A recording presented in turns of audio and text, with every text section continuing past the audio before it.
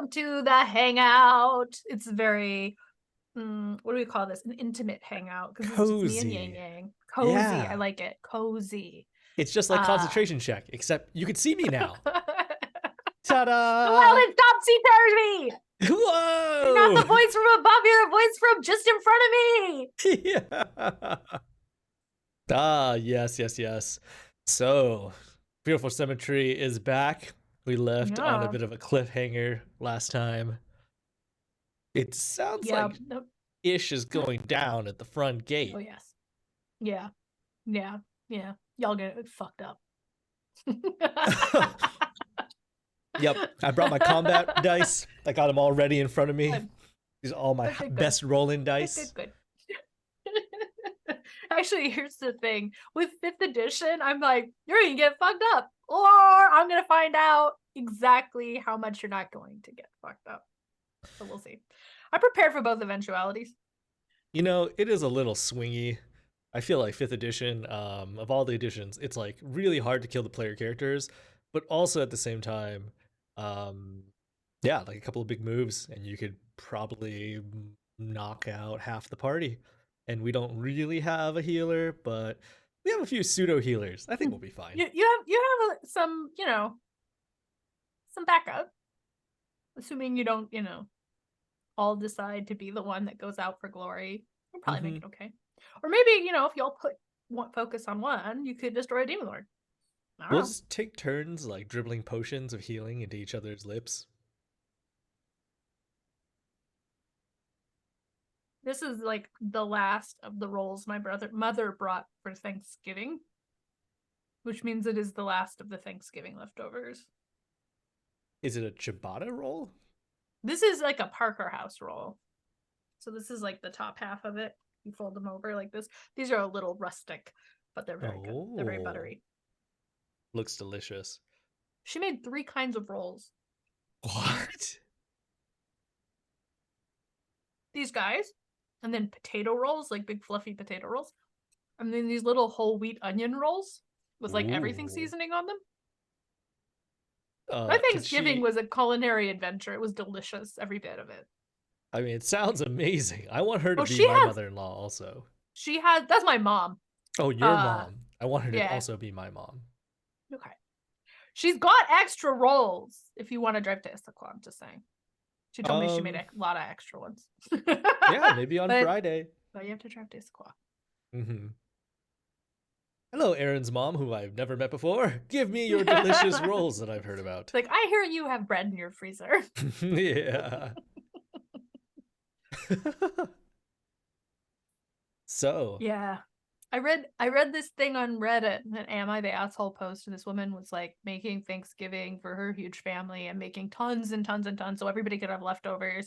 And like this year she was like, I'm not doing it. Am I the worst? And she was like going through her divorce and stuff. So it was like, no, you're not the worst. And then everybody made Thanksgiving instead of her, which was great. But she was talking about making like 3 turkeys and like 2 big party trays of like mac and cheese. And I was like, why don't we do this? I want more leftovers. If I had made 3 turkeys, I would have more leftovers. Yeah, Thanksgiving leftovers are great. It's like one of the few leftovers that I can eat for multiple days in a row and like not feel sick of. There's such a variety of foods. Right? Did I tell you about Kevin's like big brain leftover recipe thing he did? No. Pie on oatmeal. Wait, it's what? So good. Like he just put pie, like a big chunk of pie on top of some oatmeal. Like as the flavoring. Oh, interesting. It was so good. It was so good. And it was not like if I eat pie for breakfast, I feel terrible in an hour. But if I eat pie and oatmeal for breakfast, suddenly it's kind of healthy. Right? There's like healthy things you're eating with it. So does it work with any kind of pie or just like the Thanksgiving ones? So I haven't tried every kind of pie. We did Marionberry first. But just like sweet. Right? But like in thinking through different kinds of pies, I couldn't find one I wouldn't be willing to try.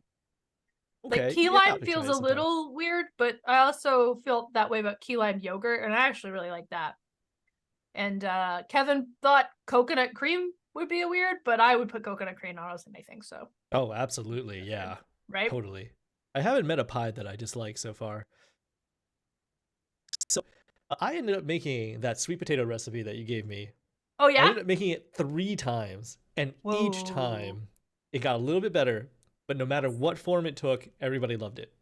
Yay! I'm so glad. Come to the cult of the sweet potato recipe. Yeah, It's so good. yeah. I didn't make the tomb with it, but I'll try that next year. I couldn't Did find you a buy Tomb for it? no. Or didn't have any? Yeah, Oh my no, you blender gotta try doesn't that. have a pulse setting, and I thought it did, and Mm. so That alas, you can alas. so you can buy pre-made tomb at most like Mediterranean places. Like Mhm.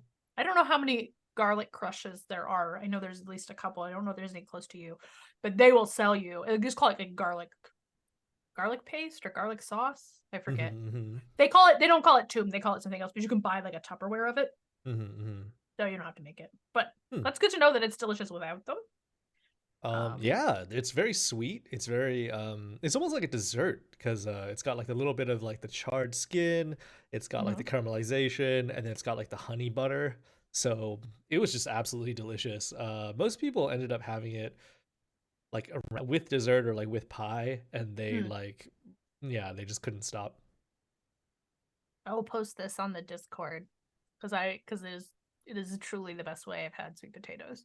My sister Hmm. brought this, I think, last year. Someone else made the sweet potatoes this year. They were also very good, but they were the sort of more traditional, like mashed with herbs in them and kind of in a pan. Nobody made. Have you ever had like proper Southern sweet potato casserole? I The kind don't where you know. mix in like. So we used to always have what was what my mom like. What I guess is my great great aunt Virgie's recipe. My great great aunt Virgie uh was someone I knew. She was very old. Like she died at like I think she was like 100 and something. She was Wow. this tiny old lady who like had been an amazing cook her whole life. And then when I knew her, she was very elderly and could not hear at all. And my mother couldn't talk to her because it would set her hearing aid off at the pitch of my mom's voice. My mother would have to whisper to my grandfather, who would then speak to his aunt in his deep voice. But we always made this sweet potato recipe that was Great Aunt Virgie's, which is basically sweet potatoes mixed with. This is where I was like, is this woman actually a really great cook? Because this is sort of weird, but it's like pineapple and mandarin oranges mixed in the sweet potatoes, and then you put a layer of marshmallows on top and you toast it. And it is Yeah. weird good, but it is that sort of like, is this food allowed? Yeah, you said it was weird. In my mind, I was like, "Oh, how weird could it be?" And then you said what it is, and I'm like, "Whoa, that is odd." I would definitely try it, but yeah, it doesn't sound like a medley of flavors that I would think go together. It goes surprisingly well, but it is very sweet. And also it is a pain in the ass to make because I have to tell you, every Thanksgiving we had to make that marshmallow top at least twice because it would always catch on fire. Ha! You put it back in the oven under the broiler. You look away for a second, blackened. Oh yeah, I used the broiler this year to make those sweet potatoes because like I couldn't get them to get the right level of like dryness and like that crisp edges without it. Mm-hmm. And there's like that the sweet spot for like what you want on the broil setting is so thin. You have to just basically Once you watch it go over, constantly. Mm-hmm. it's just mm-mm. No going back.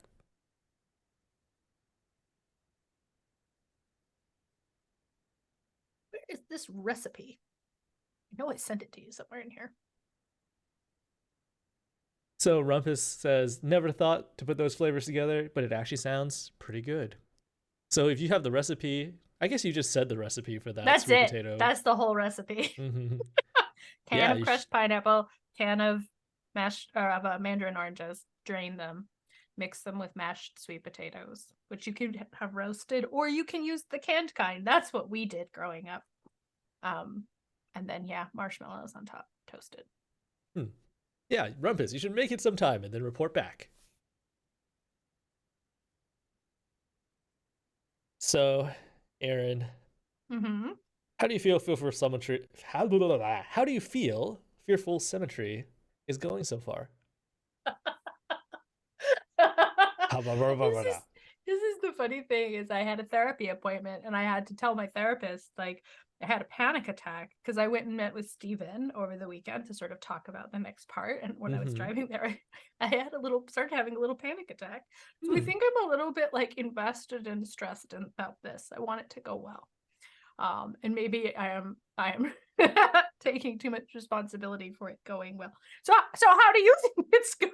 No, I mean, I think it's going great. I mean, also it was a holiday season, and you just had your deadlines for gifts of Guthix. Oh yeah, So, I'm so busy. oh yeah, it was a lot. So, I can understand how There's you're feeling other things stressed and that might anxious. be. I The thing I hate about having a reaction like that is that it is almost never I almost never have a panic attack when I'm like, "Oh yes, I should be having a like fight or flight reaction to this thing." Like it's not even like I am aware of this being scary. It's like my body goes, "Nope, fuck this." And I'm like, I'm "Why? out. Why? What's happening?" Mm, Brains, y'all. yeah. So, you talk to your therapist, you talk to Steven, and now, you're feeling ready for this. So, what's been interesting, like I do think it's gone very well. It is definitely like it is a collaborative project, right? Hmm. And so, at the start, I had a rough sketch of like, here's how we're going to enter the story. Here's what the arcs of the things are going to be, and here's what the end game is. And then I went to each of you and said, like, what do you think? What do you think your characters sort of like happily ever after is, and why aren't they there, right? Hmm. And these questions, and then once the sort of conceit was revealed, I said, what do you think the lie is, and here's where I see your character, and have a little conversation about that. So those things firmed up in the middle. But the other part of it is you guys playing through and sort of interacting with the story has led me to go, oh, this end isn't the right end. And so I have made some kind of big adjustments. So there's a little part of me that's nervous because this is still like I'm still kind of wrapping my head around settling that what this is. Maybe when we're done and we have some sort of post-mortem, I'll be like, okay, so here was the original plan. Oh, Um, okay. Yeah, that'd be fun. because literally from very early, I was like, oh, if that's how it's going, well, none of this is gonna work. So Yeah. Fuck. Here's the plan. You tear it in half and you throw it away. And you come up with a new plan. And then a few sessions later, you tear it up and you throw it away. But, you know, yep, but we're getting there. yeah. But from my side, I haven't noticed anything. Like, there's no breaks in continuity. It didn't seem like, you were ever in a position where you just had no clue what to do. You Thank always seemed you. like you were well prepared or, um, No, no, there was that time with the sex club, you know, I which mean, went off okay, but I was very noisy about the fact that I was not prepared for that. I thought it went well. If you hadn't said anything, I would not have noticed. You know, I, I would not have noticed. So, Hmm. kudos to you. Uh, yeah. So, what gave you the idea for Fearful Symmetry in the first place? Like, what made you want to do this sort of setup, and play it out as like as an adventure? Because you talked about asking each character like what their happily ever after is, Yeah, but that's completely beside like the actual setup, like in this alternate plane that yeah, you have with the pale lady and the crown. So right. It was kind of like I thought of this. It was a while ago that I first thought of this. I think it was while we were doing book two. I remember I was going for a run and I just started kind of putting it together and going like, oh wow, that would be really cool. two, Um, Yeah, it was a while ago. It was yeah, it's a long before time book ago. 3. So I know there are some things that are like slightly paralleled to things we did in book 3, but that was a coincidence. I actually did tell Eric parts of this idea when we were kind of discussing aspects of book 3, but he Oh, didn't really? end up using them. Yeah. Mm-hmm. Because he mentioned, that he wanted to do the sort of darkest Westgate kind of Mm-hmm. thing, and I said I have this idea where people would have to kind of face a double, but uh it wasn't kind of it wasn't what the tone was going for. But part of it was like in this game, I feel like everybody has these really like nuanced and interesting characters, and it isn't necessarily the case that D&D is structured to sort of like kind of let them make these sort of shifts of understanding and pivot into a better self. But like, let's be real, you're going through a lot of stuff. This makes sense to me, and we're all writers, right? We're all into certain different levels of this sort of like internal arc thing. And so I was like, this is a really interesting idea, and I don't think you can do it unless it's already a group you know really well. And Mm. that also the audience kind of knows. Although we've had a lot of people come into this show who weren't watching the original Westgate regulars, and so it is a little, and Florin is an addition, Mhm. right? So like Mhm. when I originally was thinking about this, right, there were other characters that might have been included. But this set is, I think, the right one for this idea. It's a good group. Um, so yeah, that was kind of the idea. And then the idea, at this point we've got the Rising Prince, we've got Pale Knight, and it was sort of like, if there is this world and the world is populated by essentially lies taken form, Mhm. what Mhm. makes that happen, right? And so coming up with like, okay, well, we need some kind of like it feels right for this to be demonic, for this to be abyssal, but there's no actual demon lord of lies. Like there's Mhm. nothing that works with that. So I was like, well, what if you do something, that like with a demon lord trying to make another demon lord, and would you be able to steal something from a god of lies? And so there's multiple options in Forgotten Realms, and Cyric ended up kind of fitting into the Jentarum stuff later. And I just love Pale Knight. I think she's creepy and wonderful. So uh that worked out. Yeah, I always really liked Cyric's lore, so the fact that Cyric is folded into this, I thought was super cool and super delightful, and I'm waiting to see like how it shakes out. So is all of that, like the Pale Lady and Cyric and all that, was that all part of the notion that you had in book two, or was? Oh, really? Oh, wow. Well, Okay. actually, let me look, because I have notes and I've got like concepts and stuff here. And Yeah, because so part of what's fascinating to me about this is like if Eric had taken those notes, and we had done that version of like Darkest Westgate with the Golden mhm. Raven storyline, man, it would have been very different. Right? It's kind of a different sort of angle, right? And so yeah, like I have a list here of of possible options, but it was that I did come up with the idea that it's sort of a gestational demiplane. Mm-mm. But then there was a question of like whether it was actually Pale Knight is not on this list initially. Harm. I also had some sort of like theories of like what people would be. And I Oh, fun. honestly, Storm, what that I wrote down here, I was like, this might be something that is anchored in his past and sort of the before he decides to be a bard. Like, I'm Great going to choice. be the Mm-hmm. era of Vrang, right? Which I Mm-hmm. think it's good we didn't do that, because that is where Caliph and Artemisia both kind of went. Mm-hmm. And so Mm-hmm. doing another round of that would be kind of weird. Um, and honestly, I didn't think Sturge was going to be well, I mean, I think it's a little obvious at this point that Sturge is like either a god or a fake god of some kind, that it is Mm-hmm. anchored on that, because I don't think he'd started telling that story when I thought of this. Because it was much more about Sturge sort of like using his sort of illusion magic to present a greater power was my initial thought. Um but I sketched this out mostly as a there are options here, but the note is definitely players have input here. They have to be the ones to steer it. Yeah, I always feel so. I don't know if people would be surprised to hear this, but we don't actually know each other's deep backstories. So, like, Steven has some notion of Sturge's backstory that the rest of us have varying degrees of insight into. I don't know, like, any of it, basically. I feel like But that's interesting, because I feel like I do know most of your backstories, at least what like people have hinted at, because that's the part I'm super interested in.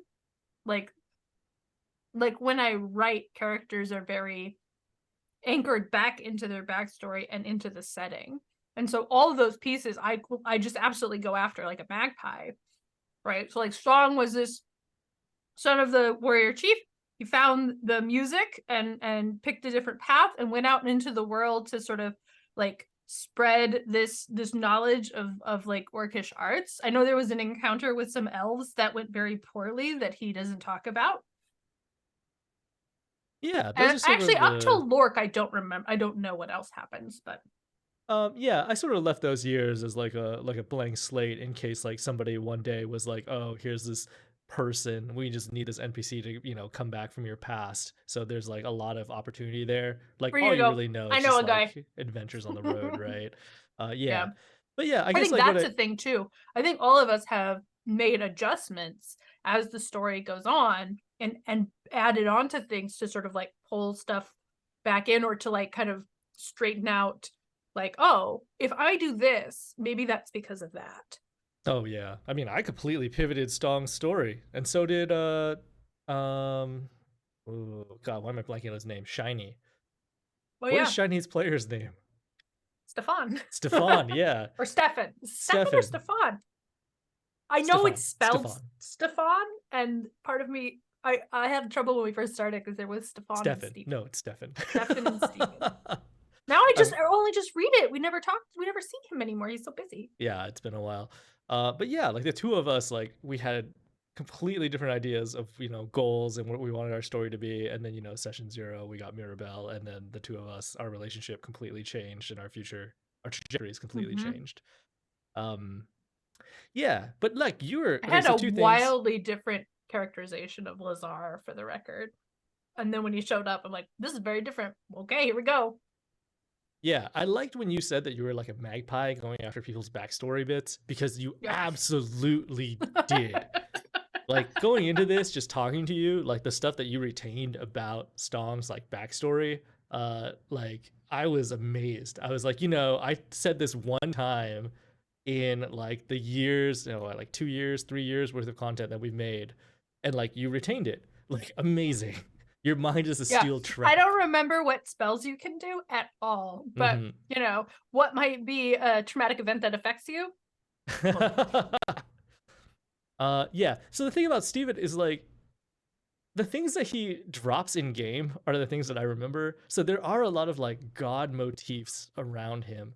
But in terms of like his actual backstory, uh I like the stuff that he's hinted at, Mhm.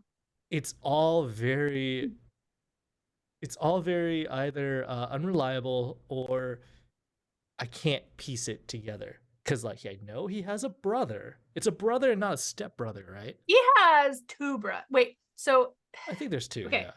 So what I remember, and I have a little bit of a cheat here because he had done some art and I had kind of colored it for him to put up on Mm. the website. I don't know that he ever did, but I got the whole story in visuals and text. But that Sturge was born, and we got some of this talking to the priestess of Sunni, that Sturge was born and he was not his father's son, and there was sort of a clear knowledge of that because he didn't look right. And so the father, and then, I think this is when things were done that makes Sturge, how he is, we'll say. Mm-hmm. And then he was sent off to be raised by his aunt, right? And so one of his brothers is the cousin that he grew up with. But then there was another baby that was sort of he was Whoa. replaced by. And I don't know for sure if that was like a sort of other kid that was swapped in and whether he thinks of that as his brother. And I'm actually not sure which one got turned into a ghoul. I think it Hmm. was the Swapsies one because I remember being like, "Why is this your brother? You didn't know this guy." But I think later in life they found each other and Yeah, I kind of connected. remember that. And then there's this thing with Hual, which honestly seems to be a coping mechanism. But We'll we'll see. find out. Yeah. I mean, you probably know more than I. I'm just waiting to I'm just waiting for I'm the keeping my cards to get options played. open. Yeah. I do find You it go to fight fascinating Pale though. Knight. You go, oh no, it's too hard. Hual swoops in and goes, ah, right. Yeah. Yeah, I think one of the big reveals was made about Sturge was actually during your run in the Argent Palace, where we encountered like the second Sturge Hmm. in the mirror hall. Yeah. Um, yeah, so I feel like I feel like some of the biggest like actual reveals about Sturge have been like when you were DMing or GMing. Was I'm like, look, this one hasn't been dealt with. Boing. Yeah, let's Because some get of this that out was there. in the session 0, right? Like something happened that we had to explain. Like stirred. I don't. He drew a card from the deck of many things and lost some of his intelligence. I know that was a thing. Mm-hmm. But there was also this piece of like there's something growing in him that was sort of like tossed out Mm-hmm. a couple times. So that was what I picked up and was like, what could be in him? Right. And it was this idea that since we have established there are multiple timelines, multiple variations of the prime material, like, and that Sturge has jumped, other Sturges have jumped, right? He has been the one to escape. Like, here is one that escaped, and here's how he did it. Mm-hmm. Seems Man, Sturge is a interesting to me, planewalker. That's great. I love right? that. Not your Sturge, the other ones. Yeah, yeah, yeah. Sturge from the future or from the past or whatever. Ugh, Dang. I saw. I want to actually keep talking about this, but it's 6:26. We only got 4 minutes. okay. We got to run an ad, and then we're back for the game. See you All soon, right. everyone.